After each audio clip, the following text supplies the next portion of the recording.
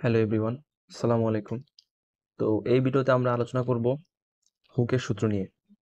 তো হুক বলতেছে যে স্থিতিস্থাপক সীমার মধ্যে কোনো বস্তুর উপর প্রযুক্ত বল তার বিকৃতির সমানুপাতিক, অথবা এটাকে অন্যভাবে বলা যায় কোনো বস্তুকে প্রসারিত বা সংকুচিত করতে যে পরিমাণ বল প্রয়োগ করতে হয় তা বস্তুর বিকৃতির সমানুপাতিক। অর্থাৎ কোনো বস্তুর উপর প্রযুক্ত বল এফ, ধরি এফ সমানুপাতিক, এখানে এফ হচ্ছে বল আর এক্স হচ্ছে বিকৃতির সরণ। এটার একটা ভালো উদাহরণ পাওয়া যায়। আমরা একটা রাবার নিলে, বুঝছো, এখন এই রাবারকে আমরা দুপাশ দিয়ে টেনে একটা বল প্রয়োগ করতেছি। এখন এর ভিতরে একটা বিকৃতি প্রতিরোধকারী বল সৃষ্টির ফলে রাবারটি ছেড়ে দিলে আবার আগের অবস্থায় ফিরে আসে। তো রাবারটিকে যখন আমরা একটা বল প্রয়োগ করতেছি তখন এর ভিতরে একটা অন্তর্নিহিত বল তৈরি হইতেছে। এখন এই অন্তর্নিহিত বলের ফলে রাবার আবার আগের অবস্থানে ফিরে আসে। রাবারের উদাহরণটাই হচ্ছে হুকের সূত্রের একটা ভালো উদাহরণ। সো আরেকভাবে বলা যায় স্থিতিস্থাপক সীমার মধ্যে পীড়ন বিকৃতি সমানুপাতিক। তো এখানে পীড়ন সমানুপাতিক বিকৃতি সমানুপাতিক চিহ্ন উঠিয়ে দিলে পীড়ন একটা ধ্রুবক আনতে হয় আলাদা করে, ধ্রুবক ইন্টু বিকৃতি। সো বিকৃতি আমরা এ পাশে আনি, তাহলে পীড়ন বাই বিকৃতি ইজ ইকুয়াল টু ধ্রুবক।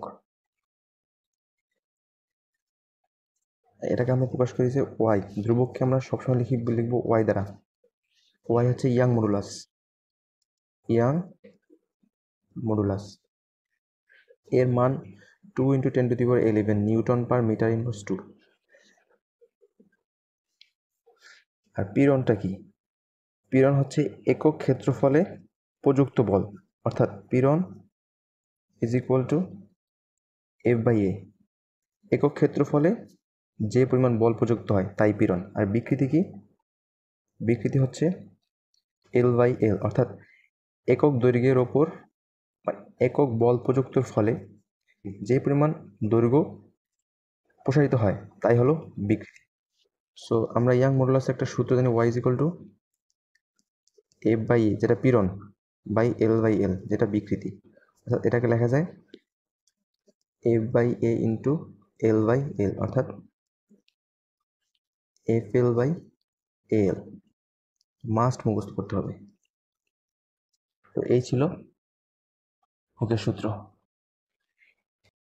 তো কেউ যদি নোট করতে চাও তাহলে আমি সূত্রটা আবার বলতেছি। স্থিতিস্থাপক সীমার মধ্যে পীড়ন বিকৃতির সমানুপাতিক, অথবা অন্যভাবে বলা যায় কোনো বস্তুকে প্রসারিত বা সংকুচিত করতে যে পরিমাণ বল প্রয়োগ করতে হয় তা বস্তুর বিকৃতি সমানুপাতিক।